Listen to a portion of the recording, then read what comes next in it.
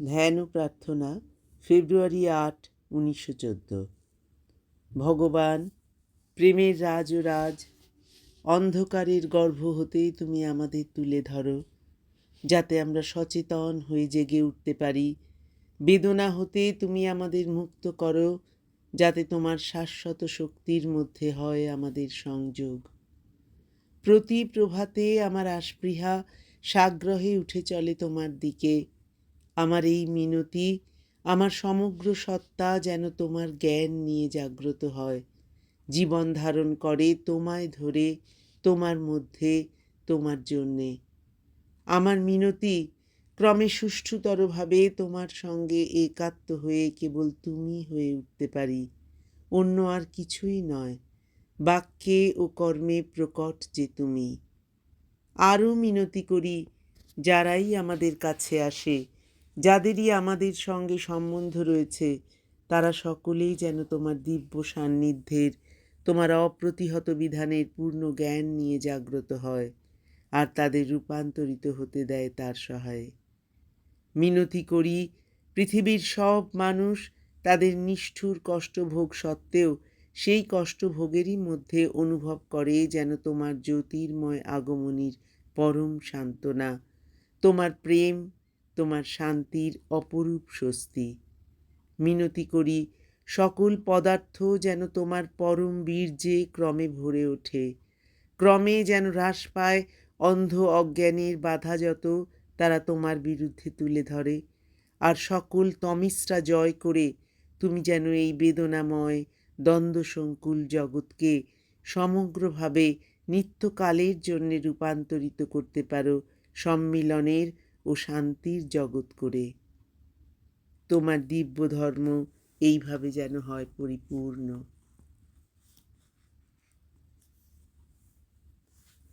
ওম আনন্দময়ী চৈতন্যময়ী সত্যময়ী পরমে ওম নমো ভগবতে শ্রী অরবিন্দায়। চালিত প্রতি মাসের এই রবিবার সরিয়ে যে সন্ধ্যায় ক্লাসটি হয়, সেখানে বিষয় হলো শ্রী অরবিন্দের পূর্ণযোগের সাধনা। আমরা এর আগে 4টি বিশেষ ক্লাস করেছিলাম, যেখানে আমরা প্রথম 2টি ক্লাস করেছিলাম ফিজিক্যাল ট্রান্সফরমেশন, অর্থাৎ দেহের রূপান্তর। তারপরে 2টি ক্লাস করেছিলাম ট্রান্সফরমেশন অফ দ্য ভাইটাল, প্রাণের রূপান্তর নিয়ে। আজকে আমরা মনের রূপান্তর নিয়ে আলোচনা করব, ট্রান্সফরমেশন অফ দ্য মাইন্ড।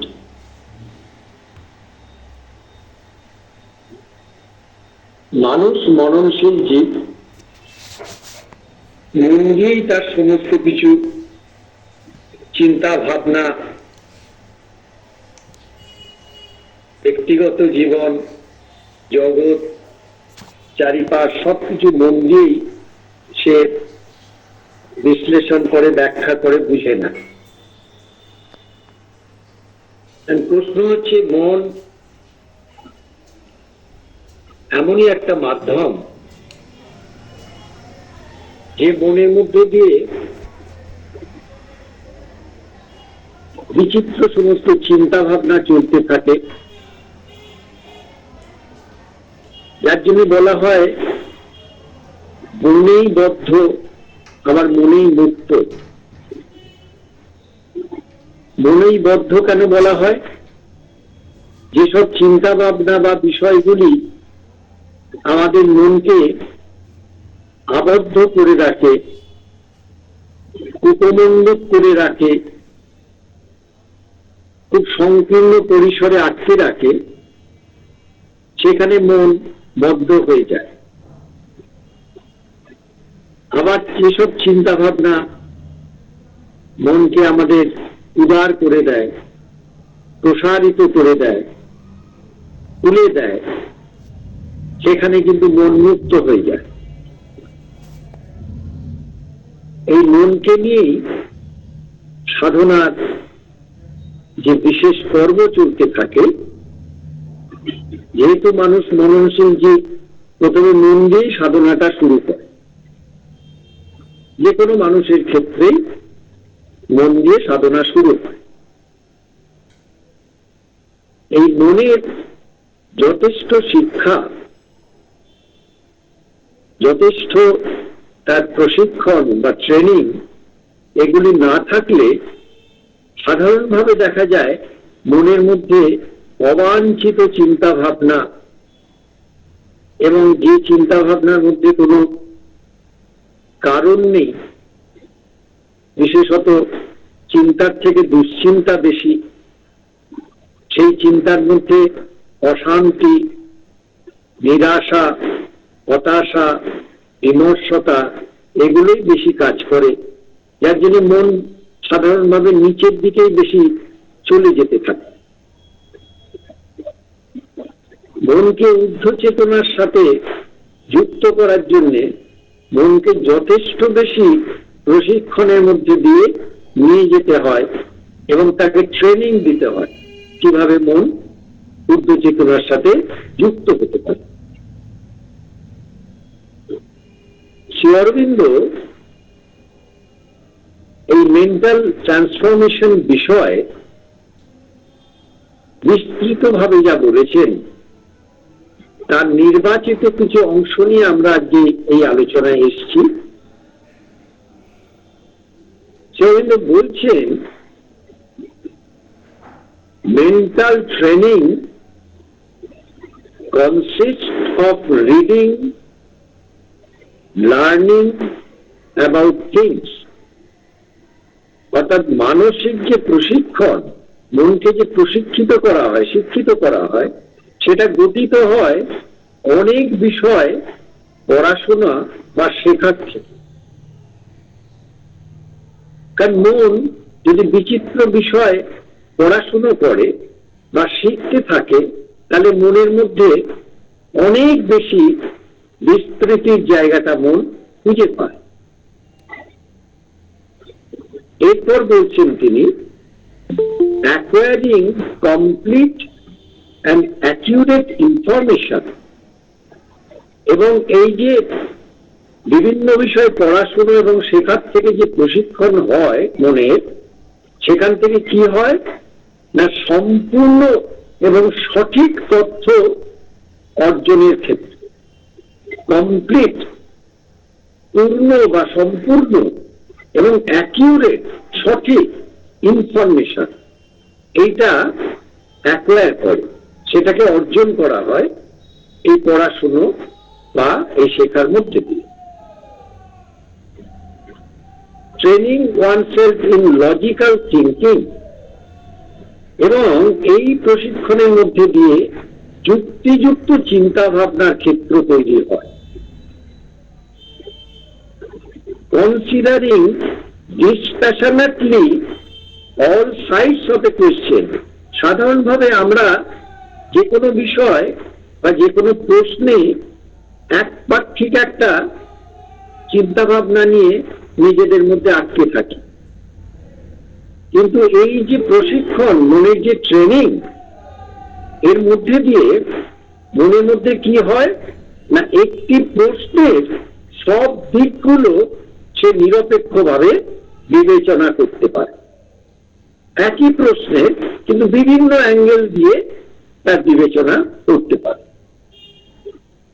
এইবার শ্রী অরবিন্দ আরেকটি জায়গা তুলছেন, যেখানে কি প্রত্যাখ্যান করতে হবে, পরিবর্জন কি করতে হবে মনের দিক দিয়ে।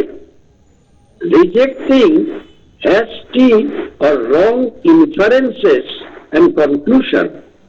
যেগুলো খুব দ্রুত আমাদের কাছে আসে, অবিবেচক একটা মন্তব্য, অবিবেচক একটা সিদ্ধান্ত আমাদের কাছে আসে, এবং ভুল যে তথ্যগুলো আমাদের কাছে আসে সেগুলোকে কিন্তু সঙ্গে সঙ্গে প্রত্যাখ্যান করতে হবে।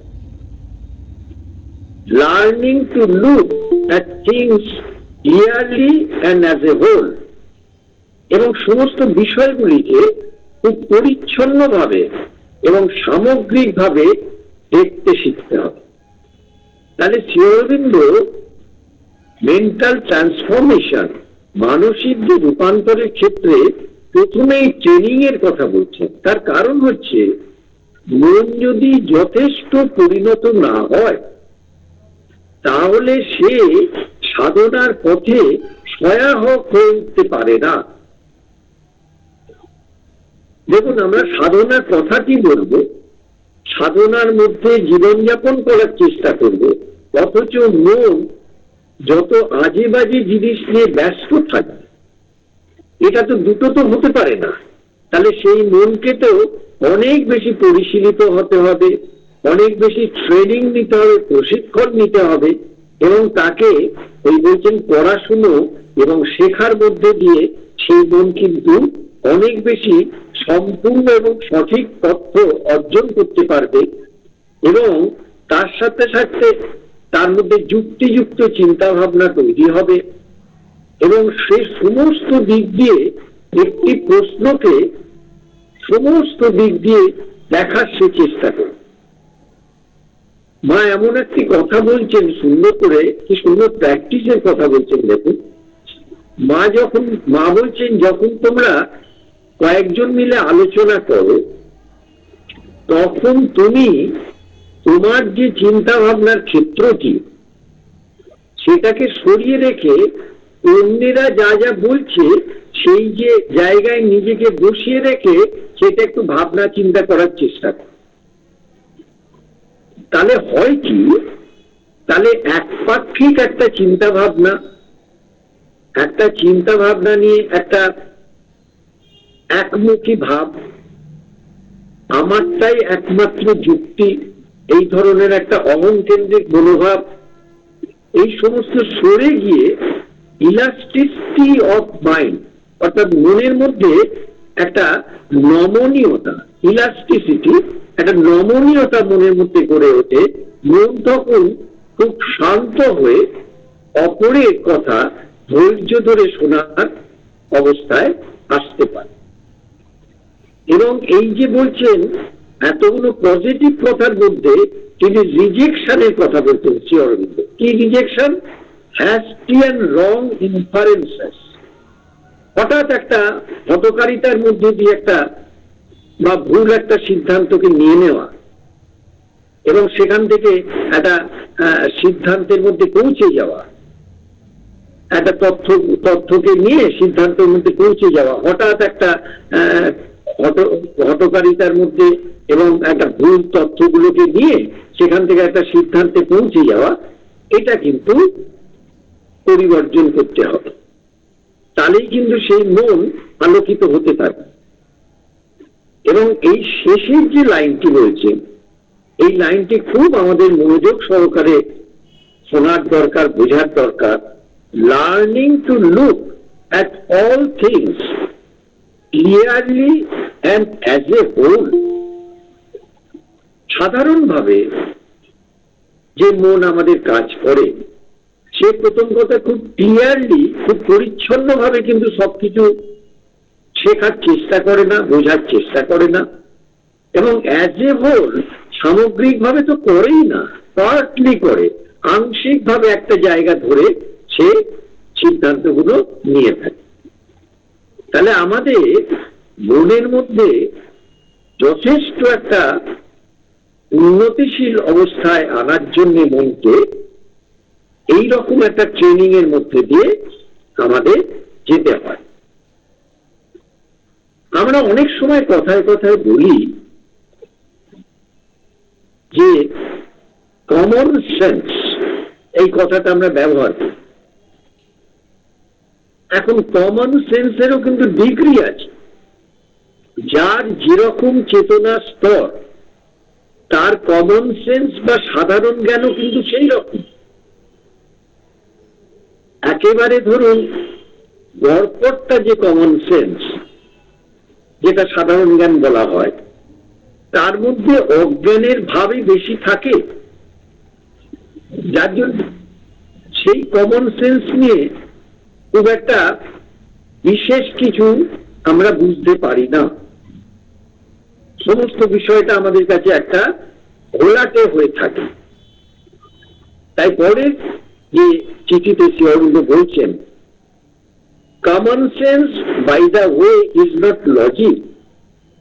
এই যে কমন সেন্স বা সাধারণ জ্ঞান সব মানুষেরই থাকে, এটা কিন্তু কোনোভাবে একটা যুক্তি নয়। এবং ব্র্যাকেটে বলছেন, which is the least common sense like thing in the world, যেটা পৃথিবীতে সব থেকে নিচ জ্ঞান হিসেবে বিবেচিত হয়। তার কারণ হচ্ছে কমন সেন্সের মধ্যে একটা মানুষের মনের মধ্যেকার অজ্ঞানতা, তার মধ্যেকার সংস্কার এবং কুসংস্কার, তার মধ্যেকার নিজে থেকে তৈরি করা কিছু ধ্যান ধারণা, তার নিজস্ব মতামত, পক্ষপাতিত্ব, পছন্দ অপছন্দ, এই সমস্ত মিলেমিশে একটা জায়গা তৈরি হয়। সেটা আমাদের কিন্তু কোনো স্পেশাল সেন্স বা বিশেষ জ্ঞান দেয় না। তাই তিনি বলছেন, it is simply looking at things as they are without inflation or deflation.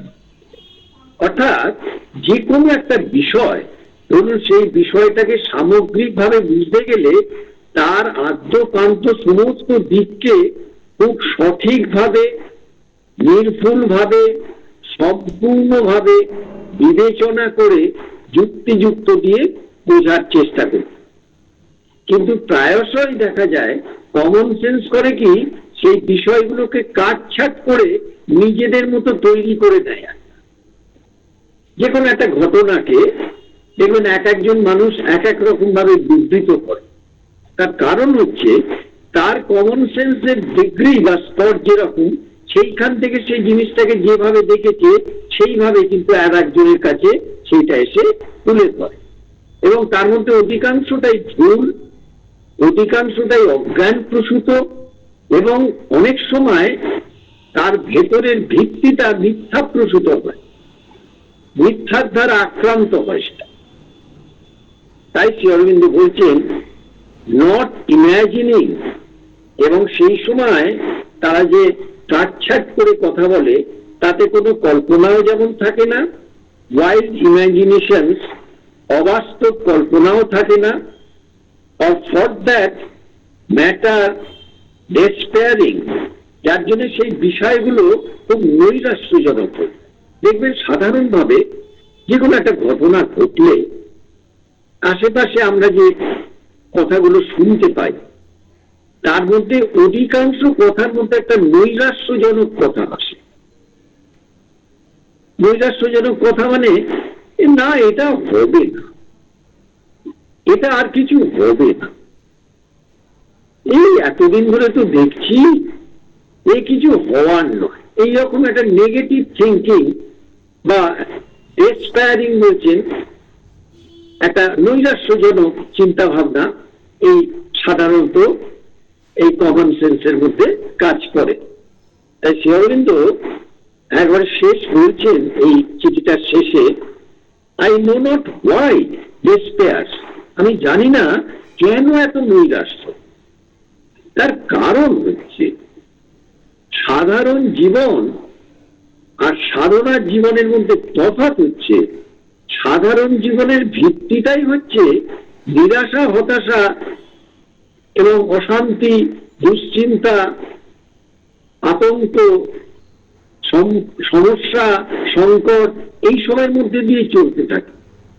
আর সাধারণ জীবন থেকে যখন মানুষ সাধনায় পথ চলতে শুরু করে, তখন তার মধ্যে এমন এক অনির্দিষ্ট আলোকিত অবস্থা, যেটাকে কোনোভাবে নির্দেশ করা যাবে না যে কিভাবে সেই আলোকিত অবস্থাটা আসে বা কার মধ্যে কিভাবে হতে পারে, যার জন্য অনির্দিষ্ট কথাটা ব্যবহার করা।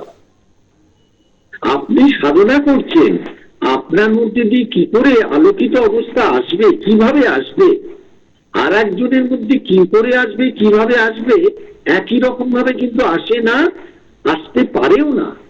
তাই সেখানে এমন এক উদারপন্থী, এমন এক গভীরে, এমন এক বিস্তৃত, এমন এক উচ্চতর অবস্থা ধীরে ধীরে চলতে থাকে, যে সাধারণভাবে এই ডেসপ্যাস কথাটা সাধনার জীবনে কখনো আসে না, নৈরাশ্যজনক কথাটা আসে না। কোন সাধক বা সাধিকা যথার্থ পথে যারা চলেন তারা কখনো নিরাশ হন না, কারণ তারা জানেন যে তাদের সাথে এক মহাশক্তি কাজ করছেন, যিনি কিন্তু এই বিশ্ব ব্রহ্মাণ্ড চালাচ্ছেন। তিনি সবটা জানেন কোনটা সত্য এবং কোনটা কিভাবে সত্যের পথে নিয়ে যেতে। তাই আমরা এই যে দুটো চিঠি প্রথম পড়লাম, এই দুটো চিঠিতে প্রথম চিঠিতে কিভাবে মনকে প্রশিক্ষণের মধ্যে দিয়ে নিয়ে গিয়ে একটা সাধনার সহায়ক হিসেবে তুলে ধরা যায়, আর দ্বিতীয় চিঠিটা হচ্ছে সাধারণ মানুষ যে কমন সেন্স নিয়ে থাকে, সেই কমন সেন্স সম্পর্কে শ্রী অরবিন্দ বললেন যে সেইটা কিন্তু খুব যুক্তিযুক্ত বিষয় নয়, এবং সেটা কিন্তু আমাদের সাধনায় খুব আলোকপ্রাপ্ত দিকটাকে তুলে দিতে পারে না। এইবার শ্রী অরবিন্দ যে জায়গাটা আমাদের আনছেন, এই দুটো চিঠি পড়ার পর কেন প্রথমে এই দুটো চিঠি পড়ে নেওয়া হলো না, আমাদের সতর্ক হওয়ার জন্য, সজাগ হওয়ার জন্য, সচেতন হওয়ার। কারণ আমি যা ভাবছি সেই ভাবনাটাই কি একমাত্র ঠিক, এটা তো আমাকে বুঝে নিতে হবে। আমার ভাবনাই একমাত্র ঠিক আর আপনাদের সকলের ভাবনা ভুল, এটা হচ্ছে সব থেকে অজ্ঞানের অবস্থা। এর মতো অজ্ঞান হতেই পারে না। এটা এত বেশি আমিবোধ দিয়ে আসে, এত বেশি অহংকেন্দ্রিক, যার জন্য সেখানে ডগমা কাজ করে, একটা গোড়ামি কাজ করে, কিছুতেই মানতে চাইবে না যুক্তিযুক্ত বিষয়গুলো। তাই শ্রী অরবিন্দ আমাদের মধ্যেকার সমস্ত অজ্ঞানতা, সমস্ত অন্ধকার, সমস্ত যা কিছু আমাদের বন্ধনের মধ্যে দিয়ে আটকে রেখে দেয়, সেই সমস্ত গুণকে তিনি কিন্তু একেবারে ছিন্ন ভিন্ন করে দিয়ে আমাদের মনকে নতুন একটা আলোকে আলোকিত করার জন্য আস্তে আস্তে প্রস্তুত করছে। এর পরের চিঠিটায় দেখুন শ্রী অরবিন্দ কি বলছেন, যেটা আমাদের সকলের কাছে এত বেশি গ্রহণযোগ্য যে এইটা যদি কোনো মানুষের মধ্যে একবার সে স্থির করে নেয়, তাহলে কিন্তু তার সাধনার পথে কোনো অসুবিধা হয় না। কি বলছেন? বলছেন, the divine truth is greater than. ও মন দিয়ে শোনার দরকার, আজকের পৃথিবীর মানুষকে শোনানোর দরকার। সারা পৃথিবীতে যে বিশৃঙ্খলা চলছে, সেই বিশৃঙ্খলার মূল কারণটাই হচ্ছে ম্যান মেড ক্রাইসিস। কেউ কোনো সংকট সমস্যা তৈরি করেনি, করছে না, মানুষই মানুষের মধ্যে সমস্যা সংকট তৈরি করছে। তাই খুব মনোযোগ সহকারে একাগ্রতার সাথে শুনতে হবে শ্রী অরবিন্দ কি বলছেন। বলছেন, the divine truth is greater than any religion or creed or scripture or idea or philosophy. দেখুন, আমরা এই গুলোতেই আটকে থাকি, রিলিজিয়ানে আটকে থাকি, ধর্মে আটকে থাকি, ক্রিড কোন রকম প্রত্যেকের একটা নিজস্ব ধর্মমত থাকে, তাতে আটকে থাকে, স্ক্রিপচার শাস্ত্রতে আটকে থাকে, আইডিয়া বিশেষ এক ধারণার মধ্যে আটকে থাকে, ফিলোসফি বিশেষ এক দর্শনের মধ্যে আটকে থাকে। আসলে religion, Creed, scriptures, idea, philosophy, এগুলো সমস্ত হচ্ছে মনের মধ্যেকার বিষয়। এগুলো কিন্তু বিয়ন্ড মেন্টাল নয়, মনকে অতিক্রম করা বিষয় নয়। অর্থাৎ ধর্ম, ধর্মমত, শাস্ত্র, ধারণা, দর্শন, এইগুলোর থেকেও কিন্তু অনেক মহান হচ্ছে ডিভাইন ট্রুথ, ভগবানের যে সত্য। ভগবানের সত্য কিন্তু কোন রিলিজিয়ান বা ধর্ম দিয়ে মাপা যায় না, কোন ক্রিড বা ধর্মমত দিয়ে মাপা যায় না, কোন স্ক্রিপচার্স বা শাস্ত্র দিয়ে মাপা যায় না, কোন আইডিয়া বা ধারণা দিয়ে মাপা যায় না, কোন ফিলোসফি বা দর্শন দিয়ে মাপা যায় না। ভগবানের সত্য হচ্ছে অসীম, অনন্ত, প্রত্যেকের জন্য বিশেষ বিশেষ করে, সেটা বিশেষ ক্ষেত্রে, তার বিশেষ ক্ষেত্রে কিভাবে প্রযুক্ত হবে সেটা ভগবান ছাড়া কোনো মানুষ বলে দিতে পারে না। আপনার কাছে যেটা ভগবানের সত্য হিসেবে আসবে, সেটা আর একজনের কাছে আসবে না, আমার কাছেও আসবে না। আবার আমার কাছে যেটা আসবে সেটা আপনার কাছে বা অন্যের কাছে আসবে না। এই একটা নিরপেক্ষ উদার বোধ ভেতরে কিন্তু আমাদের রাখতে হবে। তারপর কি বলছেন? তারপর একবারে এবং পরিষ্কার বলছেন আমাদের কি করতে হবে। So you must not tie yourself, so you must not tie yourself to any of these things. সুতরাং তুমি বা তোমরা এগুলোর সাথে কোনো বন্ধন রাখবে না। আমাদের সাধারণভাবে ভগবানের নাম করে আমরা এই বন্ধনের মধ্যেই আটকে থাকি, যেখানে ভগবান থাকেন না। যে কথাগুলো শ্রী অরবিন্দ বললেন, তাই তিনি বারবার বলছেন, the divine truth is greater than any religion or Creed or scripture or idea or philosophy. ভগবানের সত্য অনেক মহান, যে কোনো ধর্ম বা ধর্মমত বা শাস্ত্র বা ধারণা অথবা দর্শনের থেকে। এইটা কিন্তু পূর্ণযোগের সাধনা যারা করবেন তাদের প্রথম থেকেই এটা একেবারে নিজেদের মধ্যে একবারে লিপিবদ্ধ করে রাখতে হবে বুকের গভীরে।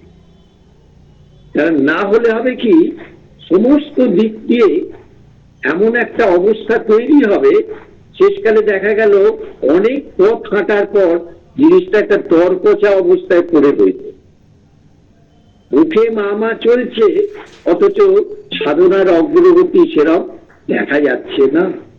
কারণ যে ডিভাইন ট্রুথ আসতে চেয়েছে, প্রকাশ হতে চেয়েছে, প্রযুক্ত হতে চেয়েছে, তাকে আমি কোনো না কোনো ভাবে ওই রকম সমস্ত বিষয় দিয়ে আটকে রাখার চেষ্টা করছি। কি কি বিষয় দিয়ে আটকে রাখার চেষ্টা করেছি? ধর্ম, ধর্মমত, শাস্ত্র, ধারণা, দর্শন, এইগুলো দিয়ে আমি আটকে রাখার চেষ্টা করছি। শ্রী অরবিন্দ এবারে বলছেন যেটা, এক এক করে আমরা দেখুন স্তরে স্তরে চলে এলাম। প্রথমে আমরা মেন্টাল ট্রেনিং বা মানসিক প্রশিক্ষণ নিয়ে আলোচনা করলাম।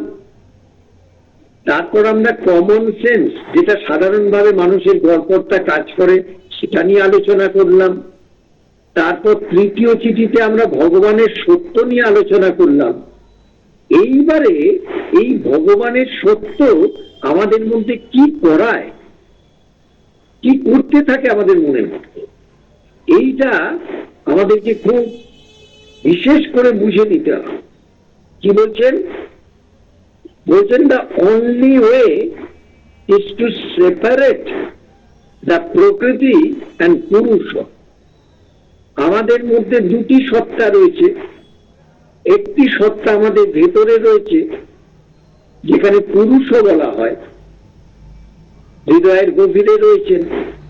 আর একটি সত্তা হচ্ছে বহিঃসত্তা, যেখানে মন, প্রাণ, শরীর নিয়ে যে প্রকৃতি, সেটাকে প্রকৃতি বলা হয়। তাহলে কি বলছেন? The only way is to separate the prakriti and purusha. তাহলে একমাত্র পথ হলো পুরুষ এবং প্রকৃতিকে আলাদা করা। সাধারণ জীবনে পুরুষ সম্পর্কে কোনো তো ধারণা নেই, পুরুষ এবং প্রকৃতি মিলেমিশে একাকার হয়ে গেছে এবং সমস্তটার ভিত্তি হচ্ছে অজ্ঞানতা। এবং সেইখান থেকে একটা ক্ষুদ্র মনের মধ্যে দিয়ে একটা আংশিক কোনো বিষয়কে জেনে সেইটাকে আমরা ভাবছি বোধহয় জ্ঞান, না, সেটা অজ্ঞান। জ্ঞান কখনো মানুষকে সংকীর্ণ করে না, জ্ঞান কখনো মানুষকে বিভক্ত করে না, জ্ঞান কখনো মানুষের মধ্যে মানুষের হানাহানি করবে না, জ্ঞান কখনো কোনো জায়গায় কোনো প্রাচীর তুলবে না। তাই প্রথম সাধনার কাজ হচ্ছে, একমাত্র কাজ কি, সেপারেট করা, আলাদা করা। কাকে? পুরুষ এবং প্রকৃতি। পুরুষ কোথায় আছেন? আমাদের হৃদগহ্বরে, অন্তঃসত্ত্বার মধ্যে চৈত্য স্বরূপ হিসেবে তিনি রয়েছেন। তিনি হচ্ছেন ভগবানের প্রতিনিধি, রিপ্রেজেন্টেটিভ অফ দি ডিভাইন, এবং তিনি মায়ের প্রতিনিধি, representative of the divine mother. আর প্রকৃতি হচ্ছে আমাদের মনের চিন্তা ভাবনা, প্রাণের বাসনা কামনা, শরীরের অভ্যাস, এই নিয়ে যে প্রকৃতি। এই প্রকৃতি এবং পুরুষকে আলাদা করতে হবে। সেই জন্য মনকে ওই রকম ভাবে প্রথম থেকে ট্রেনিং দিয়ে তৈরি করতে হবে। কি বলছেন? when you feel something within, যখন ভেতর থেকে তুমি কিছু অনুভব করো, ওয়াচিং এবং পর্যবেক্ষণ করো all the mental activities, সমস্ত মানসিক যে ক্রিয়াকর্মগুলো বা মনের যে ক্রিয়াকর্মগুলো, যখন তুমি ভেতর থেকে একবারে আলাদাভাবে সম্পূর্ণ তফাতে থেকে সেটাকে পর্যবেক্ষণ করো, বাট সেপারেট ফ্রম দেম, এবং সেখান থেকে নিজেকে তফাৎ করতে পারো। Just you can watch things going on outside in the street. যেভাবে বলছেন, যেভাবে তোমরা রাস্তায় যে ঘটনাগুলো ঘটছে, যেরকম তফাতে থেকে সেগুলো দেখো, সেই রকম ভাবে যদি নিজের মধ্যে ভেতর থেকে পর্যবেক্ষণ করে মনের ক্রিয়াকলাপগুলোকে তুমি রাস্তার ঘটনার মতো করে আলাদা করে সেগুলোকে দেখতে পারো, then that is the separation of পুরুষ। তখনই কিন্তু তুমি তোমার প্রকৃতির থেকে পুরুষকে আলাদা করতে পারো। কেন? অজ্ঞান জীবনে, অন্ধকারাচ্ছন্ন জীবনে, নিম্নগামিতার জীবনে পুরুষ এবং প্রকৃতি এক হয়ে রয়েছে। পুরুষের কোন রকম কোন তার বৈশিষ্ট্য, তার কোনো কিছুই আমরা জানতে পারি না। প্রকৃতি আমাদের মধ্যে দাপাদাপি করে। এবারে যখনই ওই প্রকৃতিকে বাইরে থেকে, এতদিন যে প্রকৃতির মধ্যে মিলেমিশে ছিলাম, সেই প্রকৃতির থেকে যদি তফাতে এসে নিজেদের মধ্যে সেই প্রকৃতিকে রাস্তার ঘটনার মতো পর্যবেক্ষণ করে আলাদা করে দেখতে পারি, তাহলে কিন্তু আস্তে আস্তে দেখা যাবে পুরুষের থেকে প্রকৃতিকে আমরা সেপারেট করতে পারছি, এবং ভেতরে একটা অন্তর্বোধ তৈরি হচ্ছে, যে অন্তর্বোধের মধ্যে দিয়ে পুরুষের সাথে আমাদের একটা সংযোগ তৈরি হচ্ছে। এটাই হচ্ছে শ্রী অরবিন্দের পূর্ণ যোগের সাধনা, মনের দিক।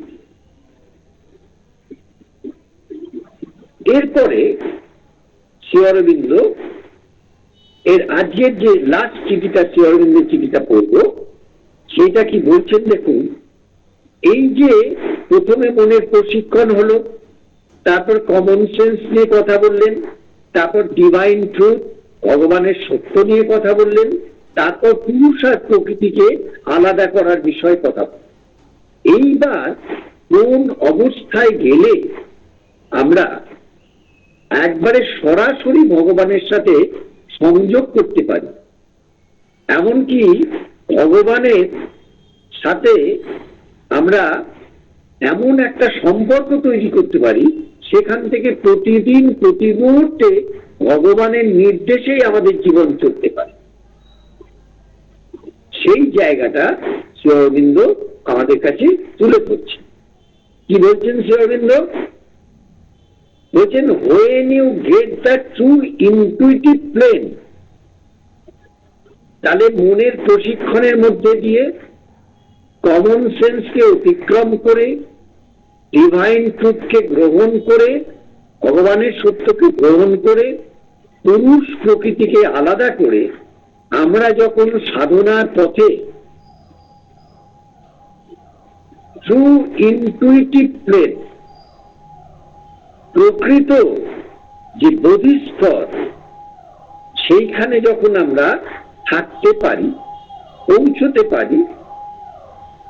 এবার কি বলছেন দেখুন, when you get that true intuitive plane, যখন তুমি প্রকৃত বোধিস্তরে থাকবে বা পৌঁছবে, there will be no need for instructions or questions as to how to do sadhana. তখন কোন রকম নির্দেশ বা প্রশ্নের কোনো প্রয়োজনই হবে না কিভাবে সাধনা করবে, কারণ তখন ভগবান তোমাকে সাধনার পথ নিজেই দেখিয়ে দেবে। আমরা যতক্ষণ এই অর্ডিনারি মাইন্ডে থাকি, ততক্ষণে আমাদের মধ্যে প্রচুর প্রশ্ন থাকে, কি করে করব, কিভাবে করব, কোন পথে যাব। কিন্তু যখনই আমরা সাধনা করতে করতে intuitive plane, true intuitive plane, true কথাটা ব্যবহার করেছেন কেন? ইনটুইটিভ প্লেনের কিন্তু অনেক রকমের বিভাজন স্তর রয়েছে। ট্রু ইনটুইটিভ প্লেন, প্রকৃত যে একবারে বোধি স্তর রয়েছে, সেখানে যখন আমরা পৌঁছতে পারি, তখন কিন্তু সাধনা কিভাবে করব তার জন্য কোনো নির্দেশ বা কোনো প্রশ্নের কোনো প্রয়োজনই হবে না। There will be no need for instructions or questions as to how to do sadhana. কিভাবে সাধনা করব সেই নির্দেশ বা প্রশ্ন কখনো আর প্রয়োজন হবে না। The sadhana will do itself. সাধনা নিজে থেকেই চলতে থাকবে under the light off the intuition. অর্থাৎ এই যে বোধি স্তর, সেই বোধি স্তরের যে আলো, সেই আলোই কিন্তু সাধনা এমনিতেই চলতে থাকে। আমরা শ্রী অরবিন্দের এই 5টা চিঠির মধ্যে মনকে প্রশিক্ষণ থেকে, কমন সেন্স, সাধারণ জ্ঞান থেকে উত্তীর্ণ করে, ডিভাইন ট্রুথ, ভগবানের সত্যকে গ্রহণ করে, তারপর পুরুষ আর প্রকৃতিকে আলাদা করে যখন এই ট্রু ইনটুইটিভ প্লেনে পৌঁছই, তখনই কিন্তু আমাদের সাধনা একেবারে সেই ভগবানের সাথে সম্পর্কযুক্ত হয়ে, যোগযুক্ত হয়ে চলতে থাকে। এইবার আমরা শ্রী অরবিন্দের লেখার পরে মায়ের কি লেখা থেকে আমরা একটু জানার চেষ্টা করি। মা বলছেন, মনের প্রকৃত শিক্ষা যা তাকে ঊর্ধ্বতর জীবনের জন্য তৈরি করে তুলবে, তার 5টি প্রধান ধারা। দেখুন, এখানে আমরা শ্রী অরবিন্দের 5টি চিঠি নিয়ে বললাম, এবারে মা আবার 5টি প্রধান ধারার কথা বলছে, যে প্রধান ধারার মধ্যে গেলে মন কিন্তু সাধনায় উন্নত অবস্থায় পৌঁছে যাবে। কি বলছেন? আবার আমি পড়ছি মায়ের লেখাটা। মা বলছেন, মনের প্রকৃত শিক্ষা যা তাকে ঊর্ধ্বতর জীবনের জন্য তৈরি করে তুলবে, 5টি প্রধান ধারা নিয়ে। সাধারণত এরা আসে ক্রম পরম্পরায়, অর্থাৎ পরপর আসে। তবে বিশেষ ক্ষেত্রে তারা আগে পরে কিংবা সব একত্রেও আসতে পারে। এরা সাধারণত 5টি দ্বারা পর পর আসে, কিন্তু কখনো কখনো বিশেষ ক্ষেত্রে আগে পরে হতে পারে, একসাথেও আসতে পারে। যার যেরকম চেতনার অবস্থা, চেতনার স্তর, সাধনার অবস্থা সেইভাবে আসে। এবং এই 5টি দ্বারা সংক্ষেপে আজকে আমরা রাখছি। সেটা কি মা বলছেন? 1 নম্বর, একাগ্রতার শক্তি। দেখুন, যে কোনো মানুষের, সেই মানুষটা মানুষ কিনা, তার মধ্যে মনুষ্যত্ব বোধ অর্জন করেছে কিনা, তার একমাত্র প্রধান অবলম্বন হচ্ছে ডিগ্রি অফ কনসেন্ট্রেশন, তার একাগ্রতার শক্তি কিরকম। যার একাগ্রতার শক্তি বেশি, সে সব সময় জীবনের প্রতি ক্ষেত্রে সত্যের অভিমুখী, সাফল্যের অভিমুখী হয়। একাগ্রতার অভাবেই কিন্তু মানুষের জীবনটা অপচিত হতে থাকে, নিম্নগামিতার দিকে থাকে, নিম্ন প্রকৃতির দিকে সরে যায়। তারপর কি বলছেন? 1 নম্বরে কি বলছেন? একাগ্রতার শক্তি, কমা দিয়ে বলছেন মনোসংযোগের সামর্থ্য বৃদ্ধি। অর্থাৎ একাগ্রতার শক্তি যে আনতে হবে, সেইটার জন্য আর একটা বিষয় আমাদের খুব দরকার, মনোসংযোগের সামর্থ্য বৃদ্ধি। তাহলে মনোসংযোগ এটা কিন্তু কিভাবে করতে হবে না, যখন আমরা যে কাজটি করছি, যখন আমরা যে বিষয়টির মধ্যে রয়েছি, যখন জীবনের যে অবস্থার মধ্যে রয়েছি, সেখানে মনকে খুব শান্তভাবে তার মধ্যে সংযুক্ত থেকে তার সত্যিকারের যে রূপটি, সত্য রূপটি, সেটা বোঝার চেষ্টা হচ্ছে মনের সংযোগকে বাড়িয়ে তোলা। এবং এই মনের সংযোগ যত বাড়বে, তত একাগ্রতার শক্তি বাড়বে। 2 নম্বর কি? প্রসার, এক্সপ্যানশন অফ মাইন্ড, যেটা আমরা আগে একটু আলোচনা করছিলাম। বিভিন্ন মানুষের সাথে আলোচনা করতে গিয়ে বা কথা বলতে গিয়ে তাদের জায়গায় নিজেকে প্লেস করা এবং তাদের যুক্তিগুলোকে মনের মধ্যে এনে দেখা যে সেগুলো কত যুক্তিযুক্ত। এটাকে বলছেন ইলাস্টিসিটি অফ মাইন্ড, মনকে নমনীয় করা।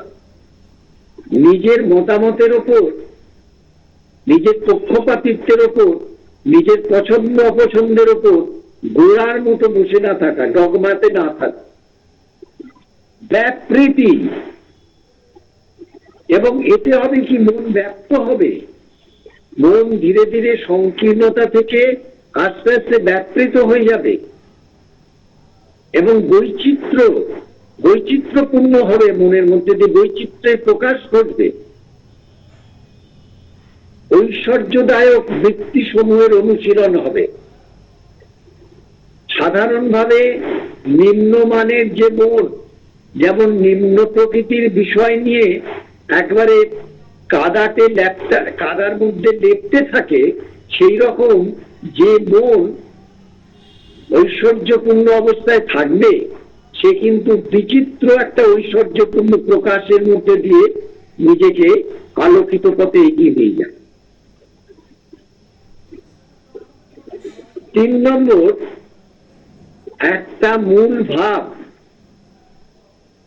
বা উচ্চতর আদর্শ কিংবা একটা পরম জ্যোতির্ময় লক্ষ্য, যা আমাদের জীবনের দিশারি হতে পারে। ভীষণ ইম্পর্টেন্ট এই পয়েন্টগুলো। 5টি যে পয়েন্ট বলেছেন, এই প্রত্যেকটা পয়েন্ট আমাদের সাধনার পক্ষে একবারে ভীষণ রকম অপরিহার্য বিষয়। একটা মূল ভাব,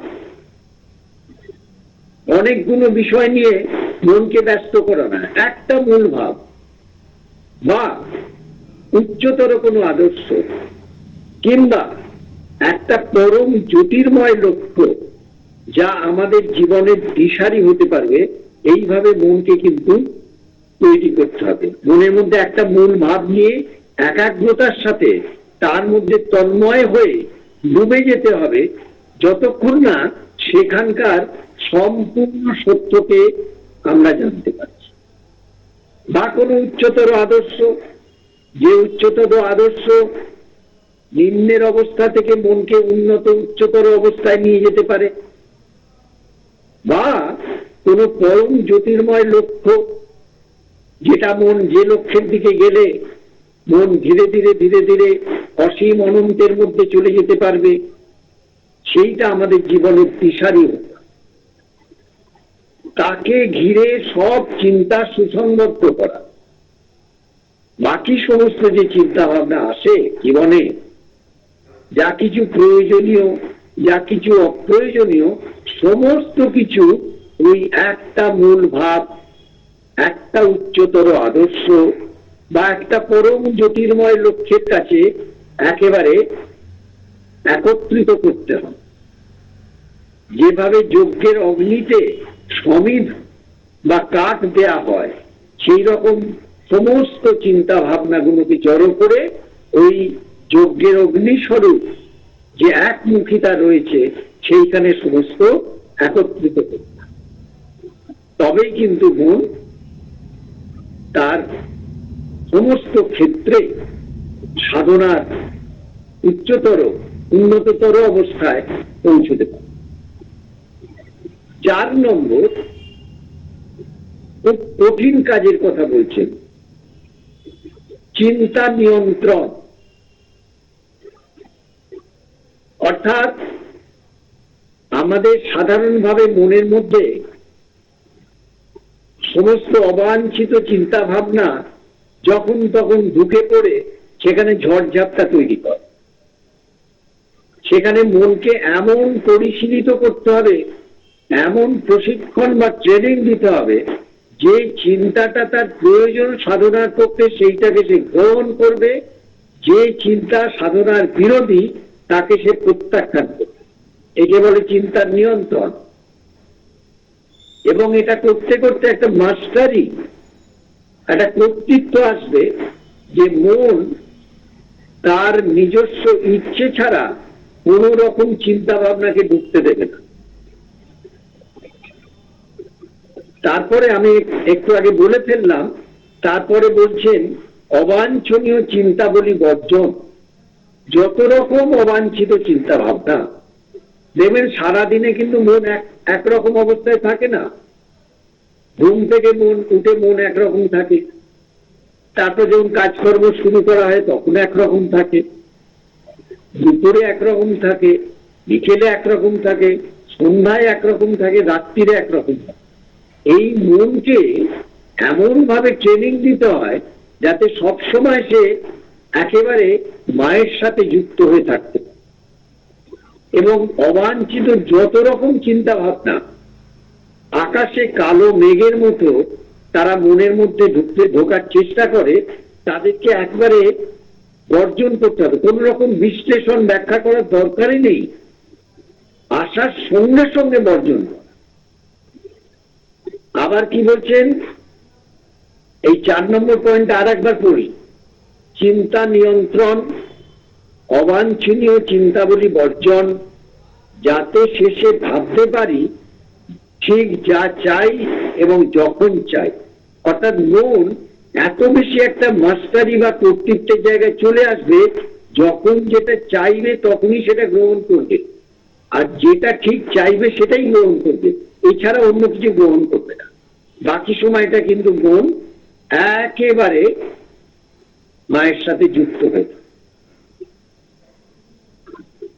আর আজকে এই যে 5টি পয়েন্টের কথা বললাম, এগুলো আমরা যদি নিজেরা অনুশীলন করতে থাকি, দেখব এর মধ্যে কিরকম পর পর পর পর মা আমাদের সাধনায় এগিয়ে নিয়ে চলেছে। একটাকে ধরলেই তারপরে আর একটা আসতে শুরু করেছে। আজকে 5 নম্বর বা শেষ যে পয়েন্টটির কথা মা বলছে, সেইটা হচ্ছে মনের একটা বেশ উন্নততর অবস্থার কথা বলছেন। সেটা কি বলছেন? মানসিক নিস্তব্ধতা। এইভাবে মন চলতে চলতে, সাধনা এগোতে এগোতে একটা সময় মন নিস্তব্ধ হয়ে যায়, এবং মন যত নীরব হবে, যত নিস্তব্ধ হবে, মনের মধ্যে কিন্তু মায়ের কাজ সব থেকে সঠিকভাবে প্রকাশ হতে থাকে, এবং মনের যে রূপান্তর, মেন্টাল ট্রান্সফরমেশন, সেইটা কিন্তু যথাযথভাবে হতে পারে। তারপর বলছেন এই মন যখন নিস্তব্ধ হলো, তারপর বলছেন পূর্ণ প্রশান্তি। শুধু প্রশান্তি নয়, পূর্ণ প্রশান্তি তখন মনের মধ্যে বিরাজ করবে। তারপর কি হবে?